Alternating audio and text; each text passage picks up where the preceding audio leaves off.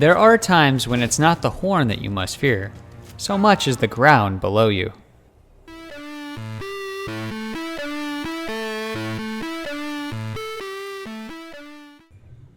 Welcome to Ark Survival Evolved. My name is Xaelfas, and this is Hardcore Harry.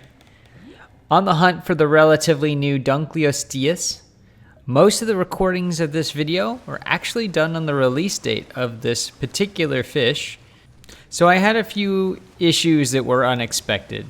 To give you an example, they changed the amount of torpor required to knock one of these guys out, and I'll show you why that was an issue as well. For instance, on this guy here, I completely ran out of arrows, and I had to double back, get more arrows, and start over again since I had no idea how to find this thing back in the ocean. Be right back, guys. Now, often when you have a new creature, you don't see the spawn as frequently as you would like to, and sometimes it's quite a while before you see an initial spawn. I'm not sure how that factors in the mechanisms behind the magic, so to speak, but I was very happy to find a higher level Dunkleosteus. This guy is level 52, whereas the last one was 36. So that would be a decent boost. And I did bring about 200 arrows.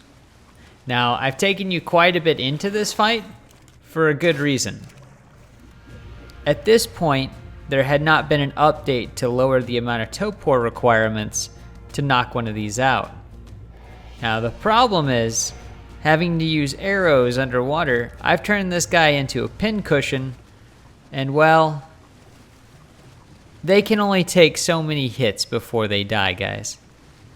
I was really worried at this point. I knew it was only a matter of time till we probably killed the thing.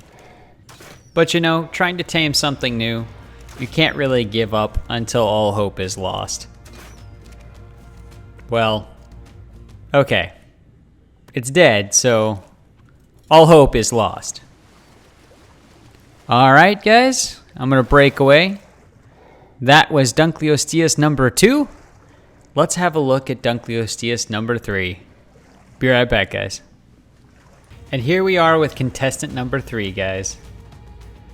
Now, it's only level 24, but I'll admit that I'm getting a little bit desperate.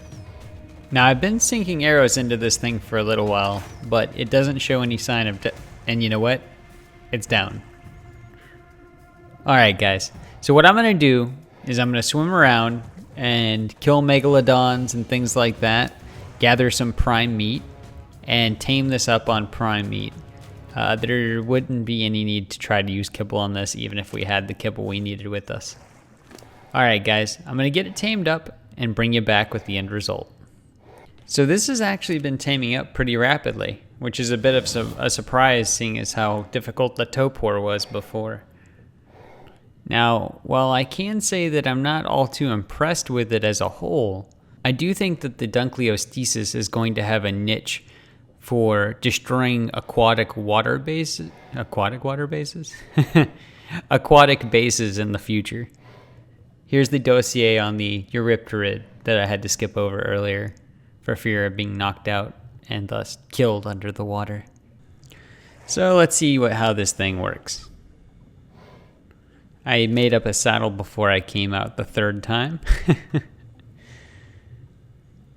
It is not going to win any speed contest anytime soon.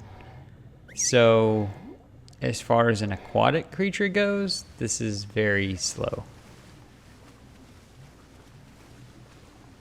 Insanely slow. The Megalodon is much faster by default, and Bruce here has had a speed increase. Now they are faster when they're dismounted, but they're still pretty slow.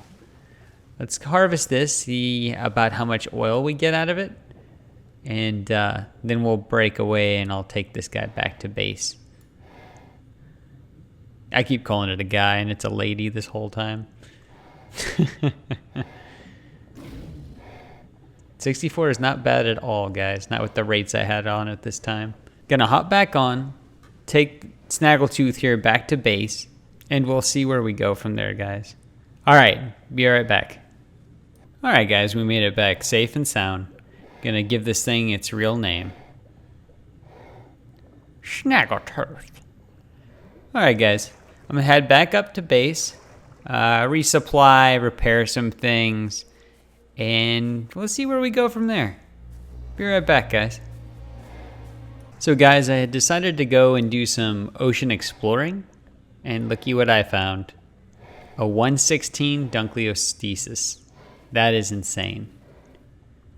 Really good stats, a whole lot better than the other one. Tell you what, I'm just gonna go ahead and tame this one up the same way. We used prime meat, and I'll be back as soon as I get this thing back to base. Alright guys, see you then. Alright guys, it's been a really long day with this so far, but here's LockJaw and SnaggleTooth. Pretty awesome. I'll catch you on the next thing, guys. Be right back. So naturally, after having success with the Dunkleosteus, I had decided to go out and check out the new woolly rhino. And I hitched a ride with the lovely Rexan, who is now at about 190% run speed. So we do pretty well getting to and from now. So I had mixed feelings with the woolly rhino. I really wasn't in a rush to tame it, as I was sure it would take quite a while, being an herbivore, and just by name alone I assumed it would be similar to a mammoth tame, which you'll notice I haven't done one yet, because they do take quite a while without kibble. But I was very pleasantly surprised with this creature in the end. Oh, yeah, and this is how you die. Alright guys, let's try that again. Take 2. So the good news is, this is one parachute jump off the Ender Forge to get here. And this hill makes it very easy to spot. Now I stopped to kill that RG so that it would not hit the woolly rhino and ruin our tame in the process. Because he is down to get sleep any moment now.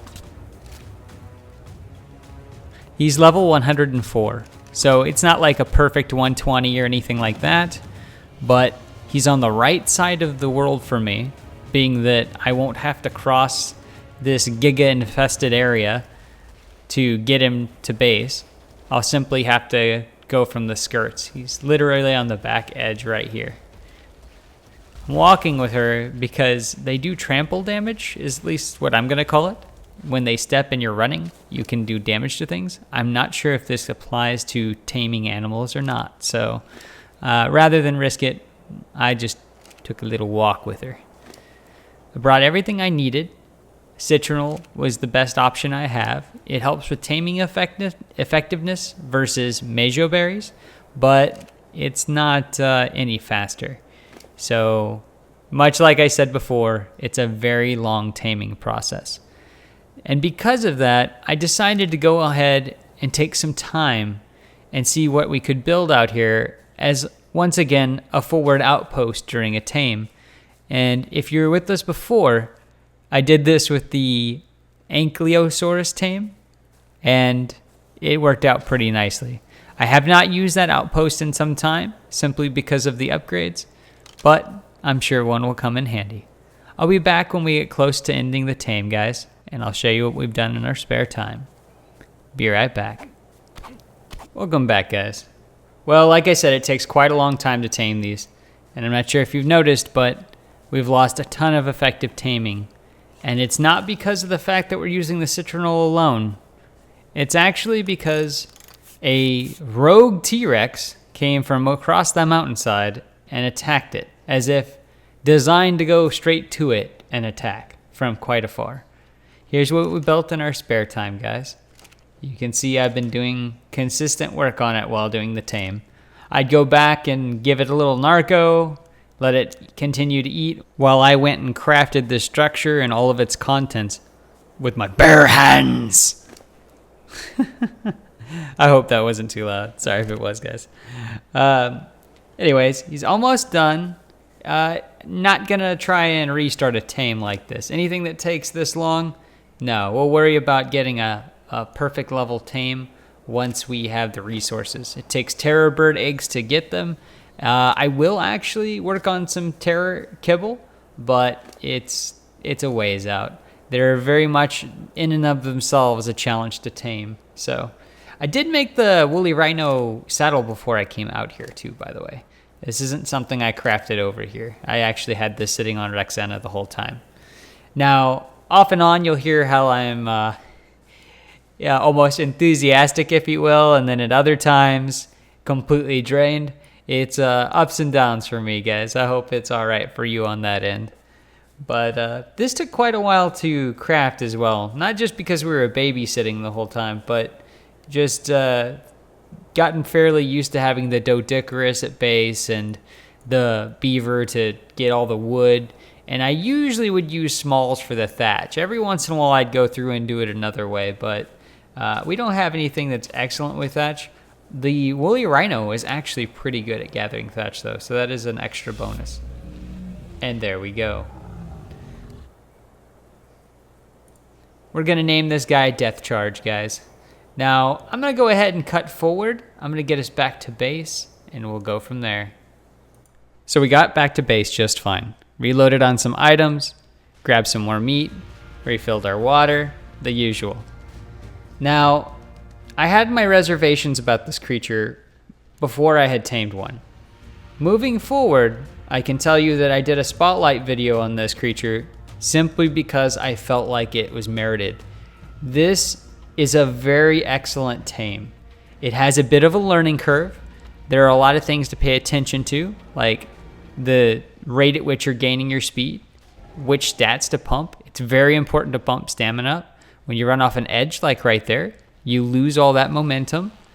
Trees pose absolutely no threat to this creature. Now, if you're going to be in an area that is chock filled with rocks, it's virtually useless because you will almost always be moving at base speed and you won't be able to build that charge up very easily. And another thing that I had not covered in the overview itself is that as you build in speed on the woolly rhino, you actually increase the speed of turning radius. So you can react to things very, very quickly, and you can make very sharp turns in tight places. So in effect, if you're going to fight something that's big and bad enough to survive a full charge attack from the woolly rhino, you can do circle 8s and swing right back around and hit them repeatedly with full damage. So you can annihilate large targets very quickly. The only creature that you're not going to be able to take on head on would be a Giganotosaurus. Honestly, at this particular point in the game, they're not very balanced to begin with. So we'll have to talk about them at another time. And I know you're saying, but wait, Xaelfas, what about alphas? Well, hold on. We'll get to an alpha in just a minute. So, just for the record, yes, I killed that Bronto, and no, Brontos are not a challenge. Now, at this moment, I thought I might be making a mistake. I honestly wasn't sure if we would be able to take on an alpha raptor with this creature. And you're looking at the main reason for that question right now. We're taking decent damage pretty quickly. I've pumped some health on this rhino, so we're at about 3,000 life or more. But we have water. So we have at least one safeguard, if you will. We can always backtrack and get out if we have to. Even if they follow us and deal some damage in the water, it's never going to be prolonged or like it is on the ground. But as you can see, both of these raptors are an annoyance right now. Now I'm going to keep you guys here for the entirety of the fight, because whether or not a creature can kill an alpha, whether it be a raptor, a Carnotaurus, or a T-Rex, which are the only 3 currently in the game, really does limit how useful a tame is in this game. And the reason I say that is because you can bump into alphas virtually anywhere on the map. There are a few areas where they seem to never spawn, but it is always a small possibility, so it's something that you kind of have to be ready for. I hope that answers the question. Now, as far as can this kill an alpha Carnotaurus, I believe the answer is yes. Now, I do also believe that it depends on what the level of said Carno is, because They do have more of a knockback effect on their attack, but the Rhino's attack itself has a larger area of effect and does a very strong knockback. So I do believe that it would be able to successfully take on most Carnotaurus. I do not think it would have a chance against an Alpha Rex whatsoever. Now, the only real advantage the Alpha Rex would have over a Rhino is its inherent base speed. And that is what would keep it on top of the Rhino, preventing it from ever gaining enough momentum and damage to kill it with. Now, I'm going to cut from here, and we'll have to kill a Rex real quick. Alright guys, after we kill this T-Rex, I'm going to move forward to something new, and the last section of our video. Be right back, guys. Yeah, pretty powerful. So after doing an insane amount of gathering behind the scenes, I can finally create the industrial cooker. If you're wondering what it's good for, well, I'll tell you in just a moment. It is insanely good at doing every cooking recipe very, very, very quickly. Now, I haven't used any brews, the equivalent of potions over duration, things like that. Making paint, let's see. I mean, I haven't done any of these things so far because there has always been a more efficient way to do it. As a matter of fact, painting everything is typically a hassle, especially if you try doing it in one of these things. Or, you know, burning yourself to death on one. That's what those are good for. So gathering a bunch of charcoal, making a bunch of colors, and I'll show you what we can do playing with some color. Now you can use these colors on a variety of things, really. Armor being the main thing you're used to seeing if you've seen anyone else's videos. Now, I'm really big fan of black, white, and red. Typically, any kind of color scheme you see me use is going to incorporate those three things, and typically nothing else. But we're doing something a little different here. We're going to be focusing on red and purple throughout our base and other areas. I'm not going to show you everything of that right now because we simply don't have time. But after showing you a little bit on how these regions work, yep, select, do your paint, rotate. Simple stuff, really. And no, we're going to use plain white on the helmet. But it's an easy thing to show you how it works. Alright guys, I'm going to paint up all the armor, and I have one last thing to show you. I'll be right back. So here we are guys, all painted up. And what's that? Oh yeah, that one last thing I was talking about. Now there are some things we could do for real upgrades, other than just switching to metal and painting it. But you know what? This'll have to do for now. If you're familiar with the Beast Slayer, then you've probably seen one of these videos before. If not, this is just a ballista on a raft used to kill dinos. We're currently playing in single player, so we don't have anyone's bases to destroy with this thing, which is really what it is good for. Now that said, in the next video, we're going to be taking on a Giganotosaurus with the Beast Slayer. I figured it's the ultimate showdown and a true test of the capabilities of this turret. And as always, guys, thank you for watching. My name is Xaelfas, and this is Hardcore Harry. Any questions or comments, feel free to put them down below. And if you like what you've seen so far, please subscribe for future videos. And have fun, y'all.